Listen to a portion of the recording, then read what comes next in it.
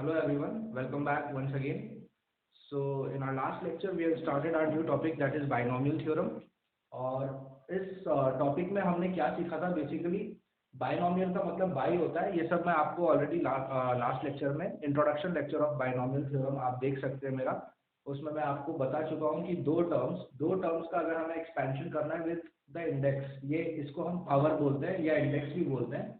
तो अगर ये पावर नेचुरल नंबर है, से 0 1 2 3 4 5 6, मतलब जीरो भी ले सकते हैं, तो 1 2 3 4 5 6 7 8 पॉजिटिव नेचुरल नंबर है।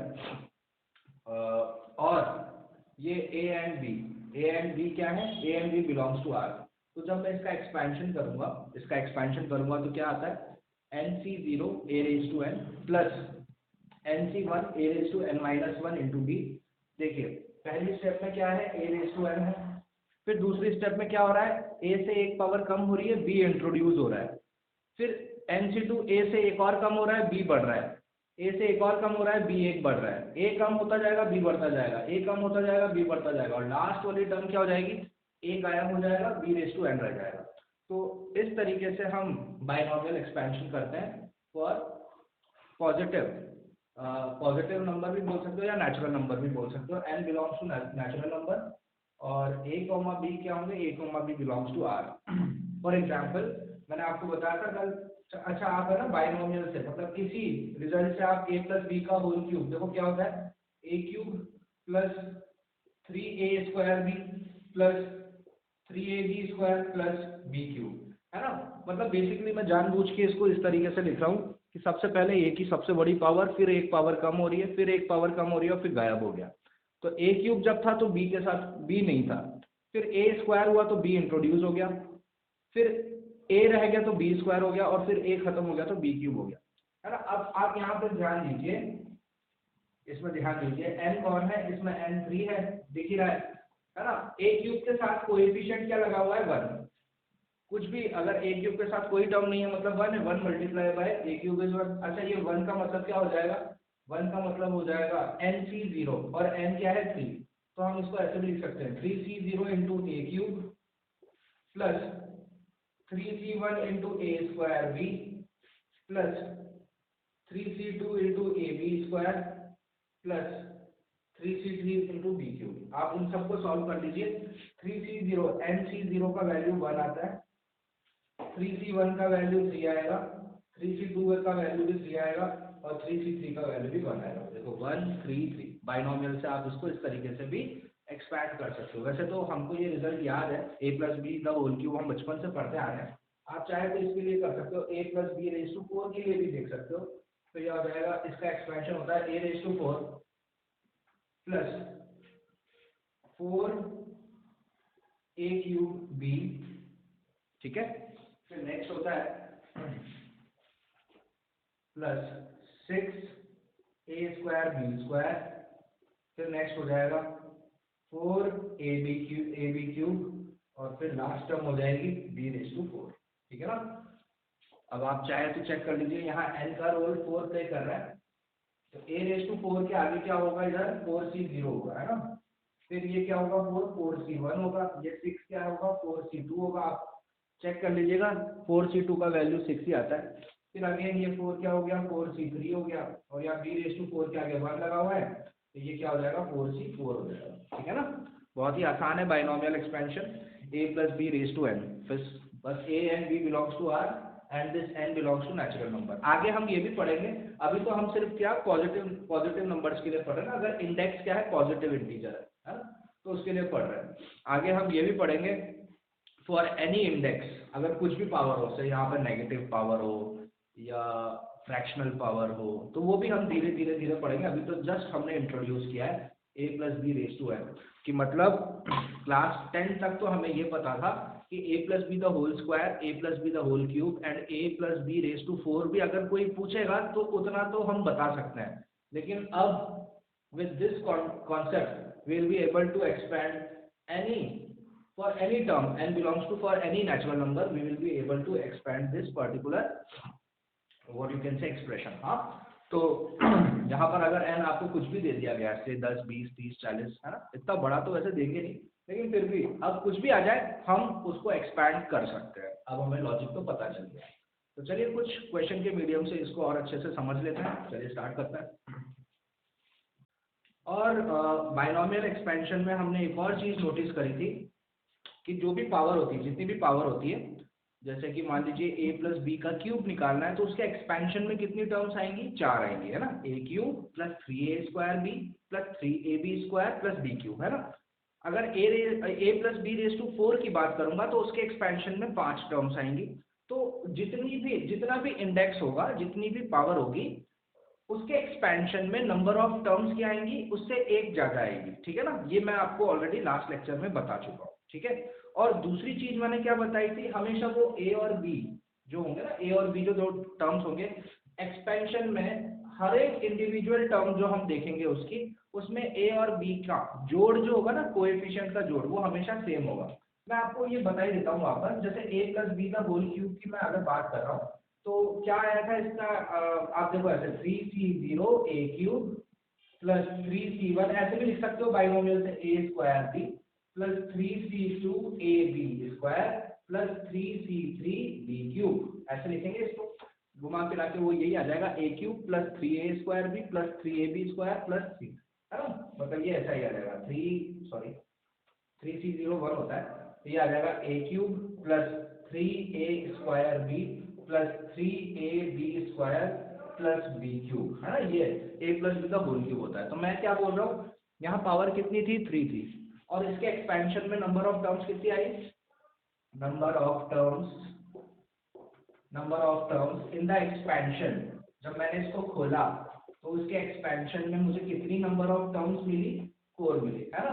जबकि n कितना था? हमेशा ऐसे ही होगा, जितना n होगा ना उससे एक ज्यादा टर्म आएगी उसके एक्सपेंशन में। और अब एक चीज नोटिस करने वाली है, हमेशा मैंने ये बोला a एंड b के इंडेक्स का सम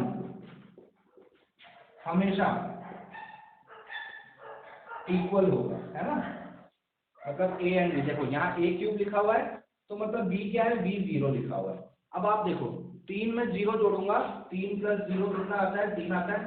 अब यहाँ देखो, यहाँ स्क्वायर है, यहाँ 1 है, तो 2 प्लस 1 कितना आएगा? 3 ही आएगा हमेशा। यहाँ देखो a b², ये भी कितना है? 1 प्लस 2, 3 ही है।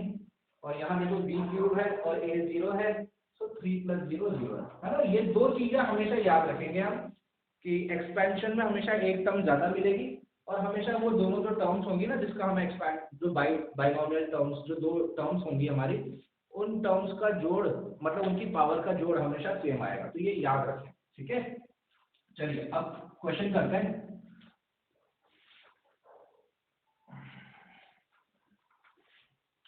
तो जैसे मान लीजिए मैंने आपको क्वेश्चन दिया, using binomial find the value of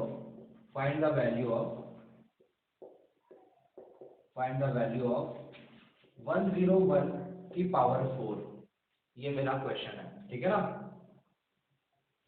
101 की पावर 4 हमें बताना है। इसका मतलब यही है, आप वैसे तो इसका मतलब यही है 101 इंटू 101 इंटू 101 इंटू 101, ऐसे नहीं करना है, तो बच्चों वाला खेल है। हमें बाइनोमियल की मदद से 101 की पावर 4 का वैल्यू निकालना है ना। 101 रेज टू 4, मतलब ये है, इसका मतलब तो यही है कि किसी भी चीज की अगर पावर लगी होती है तो वो उतनी बार उसको मल्टीप्लाई करना होता है। तो 101 की पावर 4 हमें बाइनोमियल से लेके आना है। तो सबसे पहले तो मैं 101 को दो नंबर्स में ब्रेक करो आप, है ना। 101 को दो नंबर में ब्रेक करने का ऐसा देखो कि एक नंबर बहुत परफेक्ट हो, तो 100 प्लस 1 लिख सकते हैं ना 101 को, है ना। मतलब a प्लस बी बनाना है मुझे, ये सिंगल नंबर है 101, तो मैं इसको a प्लस बी के फॉर्म में ऐसे बना सकता हूँ। आप बोलोगे सर 90 प्लस 11 क्यों नहीं? बना लो, आपकी मर्जी है तो 90 प्लस 11 भी बना लो, लेकिन यार कैलकुलेशन मेरी इजी रहे, इसीलिए 101 को है ना 100 प्लस 1 लिखना ही सबसे बढ़िया रहेगा। इसी तरीके से जब अगर मान लो कल को कोई आपको बोले 99 की पावर 4, तो लिखने में तो आप इसको 50 प्लस 49, 60 प्लस 39, 90 प्लस 9 सब लिख सकते हो, लेकिन मैं क्या लिखूंगा इसको ऐसे 100 प्लस -1, है ना। जिसमें देखो a का रोल तो कौन प्ले कर देगा? 100, और बी का रोल कौन प्ले कर देगा, -1, ठीक है ना। और अभी वाले केस में हमारा ए का रोल कौन प्ले कर रहा है, 100, और बी का रोल कौन प्ले कर रहा है, 1, है ना। और एन का रोल दिख ही रहा है आंखों, मतलब ये तो नेकेड आइज की भी जरूरत नहीं है, ये तो सीधा ही दिख रहा है ना यार, 101 की पावर 4, एन का वैल्यू कितना है हमारा 4, ठीक है ना। सो 101 रेज़ टू 4 का वैल्यू मुझे निकालना है। तो 101 की पावर 4 को मैं 100 + 1 रेज़ टू 4 लिख देता हूँ, ठीक है। अब बाइनोमियल एक्सपेंशन याद रखता हूँ, ये ए है, ये बी है ना। बाइनोमियल एक्सपेंशन क्या होता है, अच्छा एन का वैल्यू भी मुझे 4 दिख रहा है, तो बाइनोमियल एक्सपेंशन से 4C0 A raise to 4 B raise to 0, है ना, B रेज़ टू 0, यही होता है ना बाइनोमियल, है ना। फिर नेक्स्ट टर्म 4C1, 100 से एक पावर कम करो, 1 की एक पावर बढ़ा दो। फिर नेक्स्ट टर्म 4C2, 100 से एक पावर कम करो, 1 से एक पावर बढ़ा दो। फिर नेक्स्ट टर्म 4C3, 100 से पावर कम, 1 से पावर 1 बढ़ गई। फिर लास्ट 4C4, इसके आगे 4C5 तो होगा नहीं, आर की वैल्यू, अरे कॉम्बिनेशन में पढ़ा है ना हमने, 4C4 लास्ट होगा ना NCN, ये हो जाएगा 100 की पावर 0, 1 की पावर 4। अब इसकी कैलकुलेशन करनी पड़ेगी हमें, तो कैलकुलेशन करने के लिए देखिए 4C0 NC0 की वैल्यू कितनी होती है, आप देखो साइड में कॉम्बिनेशन सॉल्व कर सकते हो, मैं वर्बली कर रहा हूँ क्योंकि मुझे पता है 4C0 को जब मैं सॉल्व करूंगा ना, 4 factorial divided by 4 factorial into 0 factorial, और NC0 ये हमने प्रॉपर्टी में भी पढ़ा था, NC0 is always equal to 1, ये हो गया 1।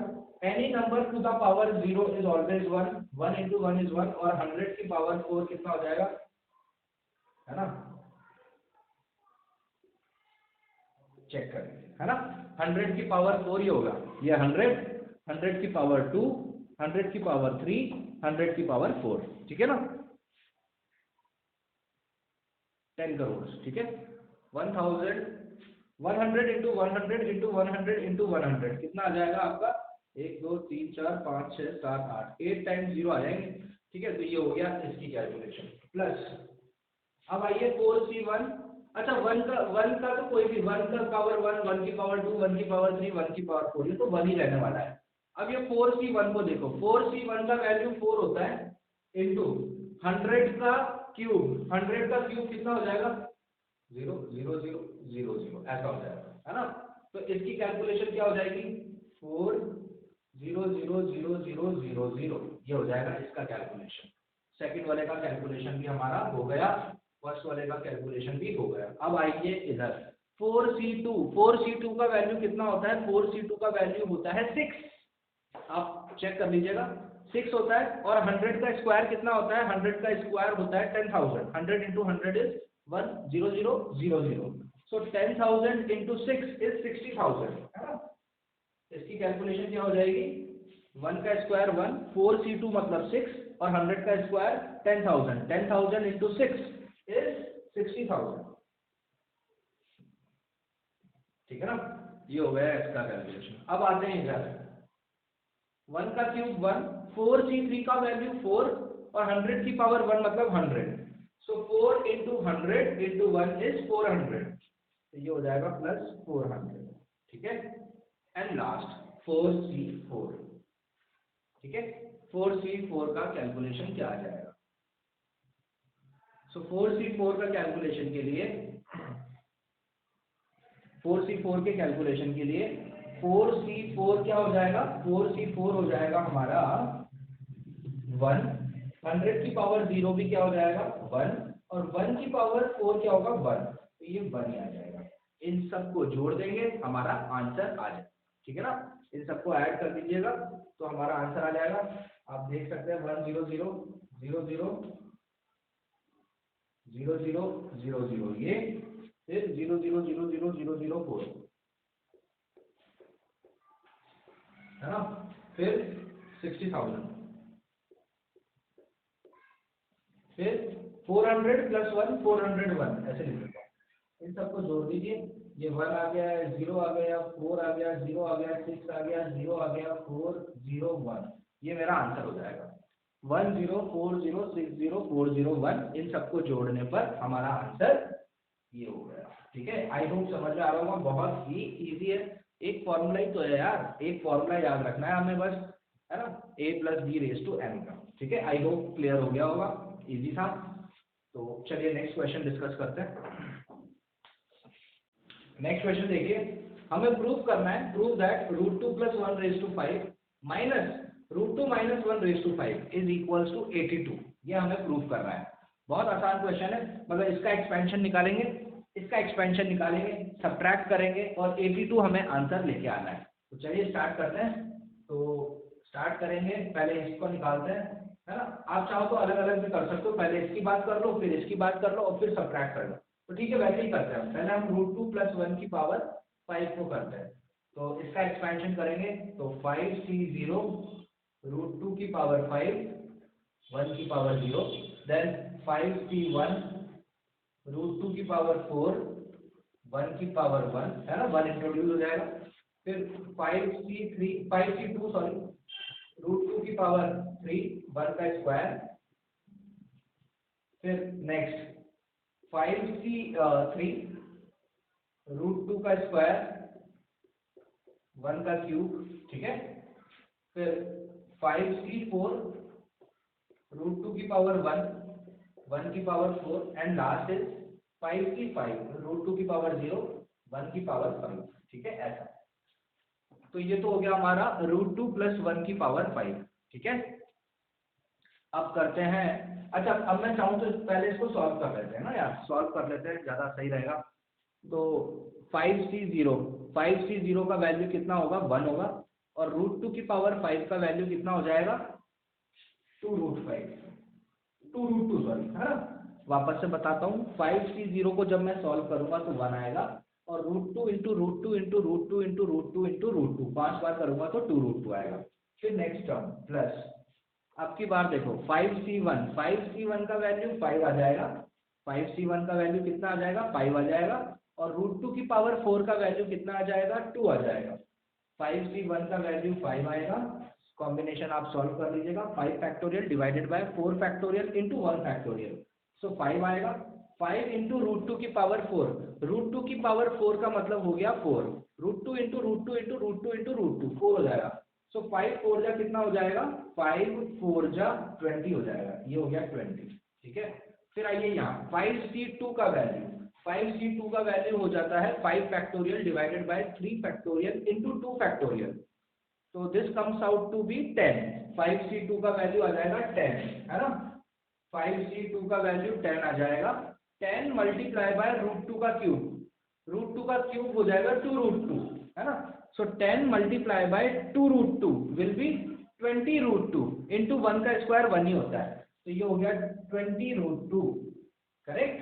फिर आइए यहाँ पर 5c2 और 5c3 का वैल्यू सेम ही आएगा, क्योंकि 5 - 3 2 होता है, और 5c2 का अभी अभी मैंने आपको बताया वैल्यू कितना आता है, 10, तो ये 10 होगा, √2 का स्क्वायर 2 होगा, 1 का क्यूब 1 होगा, सो 10 × 2 20 हो जाएगा, ये भी हो गया 20। आई होप समझ में आ रहा होगा। फिर आप आएंगे यहाँ पर, तो 5c4 का वैल्यू क्या होगा, वही होगा जो 5c1 का होगा, 5 - 4 1 होता है, तो 5c4 का वैल्यू कितना आ जाएगा मेरे पास, 5 आ जाएगा। ठीक है ना, 5c4 का वैल्यू कितना आ जाएगा, 5 आ जाएगा। √2 की पावर 1 मतलब √2 हो जाएगा, और 1 की पावर 4 मतलब 1 हो जाएगा, सो 5 × √2 × 1 विल बी 5√2, ये हो गया मेरा 5√2। और ये देखिए 5c5 यानी 1 इंटू 1 की पावर 5 यानी 1, 1 × 1 इज 1, तो ये हो गई मेरी √2 + 1 की पावर 5 की कैलकुलेशन। आप चाहो तो इनको है ना सम अप कर सकते हो, तो √2 वाली टर्म्स को ऐड कर दो, तो 2√2 + 20√2 + 5√2, 5 20 25 और 2 27, ये हो गया मेरा 27√2, और 20 + 20 + 1 इज 41, ये हो गई मेरी कैलकुलेशन किसकी, √2 + 1⁵ की। सिमिलरली √2 माइनस 1/5 की कैलकुलेशन कर, ध्यान से देखिएगा। √2 माइनस 1 की पावर 5 की कैलकुलेशन कर रहे हैं, तो क्या आ जाएगा 5c0 √2 की पावर 5। और यहाँ पर अब b का रोल कौन प्ले कर रहा है, b का रोल कौन प्ले कर रहा है, यहाँ b का रोल 1 प्ले कर रहा था, यहाँ b का रोल कौन प्ले कर रहा है, यहाँ b का रोल -1 प्ले कर रहा है। देखो ना प्लस माइनस में फर्क तो है। इस √2 माइनस 1 को मैं ऐसे लिख सकता हूँ ना, √2 प्लस -1 की पावर 5। तो a तो चीख चीख के बोल रहा है कि a तो मैं √2 हूँ, b में क्या हूँ, b में -1 है ना, इसमें और इसमें फर्क तो होगा ना यार, प्लस माइनस का फर्क। तो यहाँ पर b का रोल कौन प्ले कर रहा है, यहाँ b का रोल हमारा -1 प्ले कर रहा है, ठीक है ना। सो 5c0 √2 की पावर 5 -1 की पावर 0 लिखने का कोई मतलब है नहीं, क्योंकि वो 1 ही आएगा, प्लस 5c1 √2 की पावर कितना हो जाएगा, 4 हो जाएगा, और -1 इंट्रोड्यूस हो जाएगा, -1 की पावर 1 हो जाएगा, है ना, प्लस 5c2 √2 की पावर 3 -1 का स्क्वायर, है ना, प्लस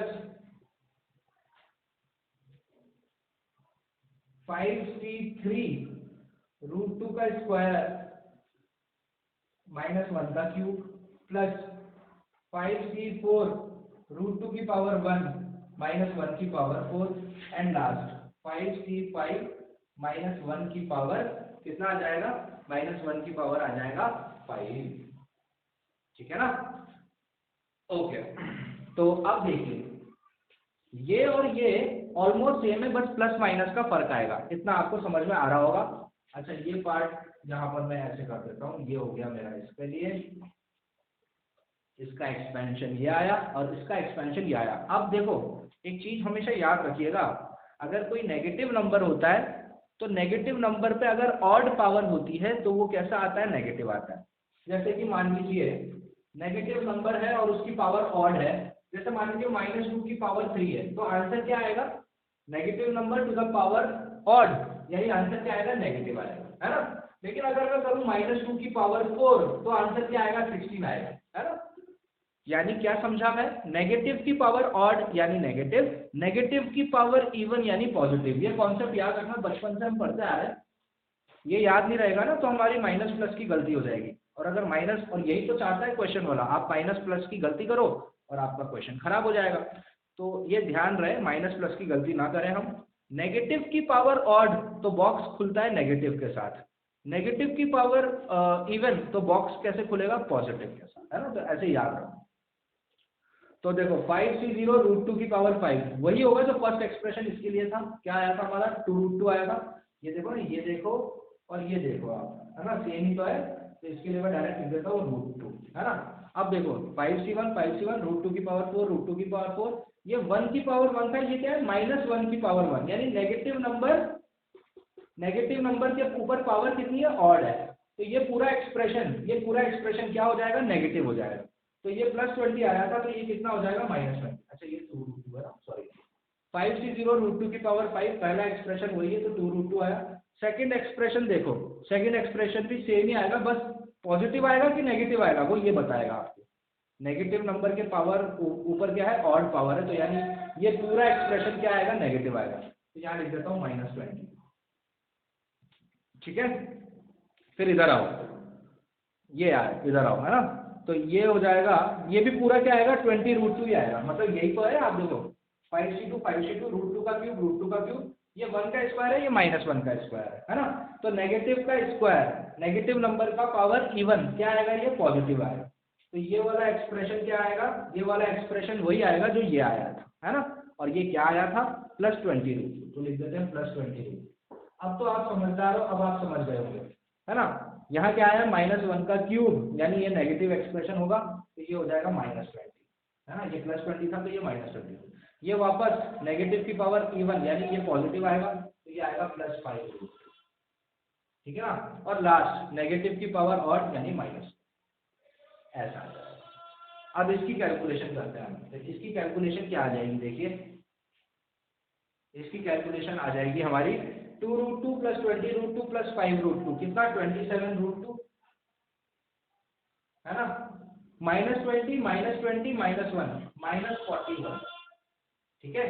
तो ये आ गया √2 + 1 की पावर 5, ये आ गया √2 - 1 की पावर 5, है ना। कॉन्सेप्ट याद रखना आप हमेशा कि नेगेटिव नंबर, ये तो याद होगा आपको, नेगेटिव नंबर की पावर ऑड, तो आंसर क्या होगा, नेगेटिव नंबर, है ना। नेगेटिव नंबर की पावर अगर ऑड है तो आंसर नेगेटिव नंबर होगा, और नेगेटिव नंबर की पावर अगर इवन है तो पॉजिटिव होगा। ये तो बेसिक बात है, लिखने की जरूरत है नहीं, याद रखेंगे, ठीक है।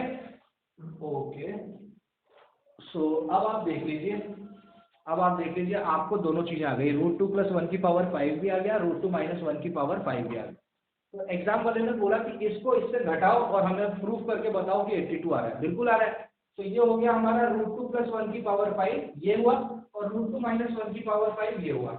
इसमें से इसको घटाऊंगा तो क्या आएगा, देखो 27 √2 + 41, ऐसे ब्रैकेट लगा देंगे ताकि माइनस प्लस की वापस गलती ना हो, माइनस 27 √2 - 41 क्या आएगा हमारा, देखो 27 √2 को 27 √2 काट देगा, 41 minus minus plus, so 41 + 41 is equal to 82, hence true, ठीक है ना।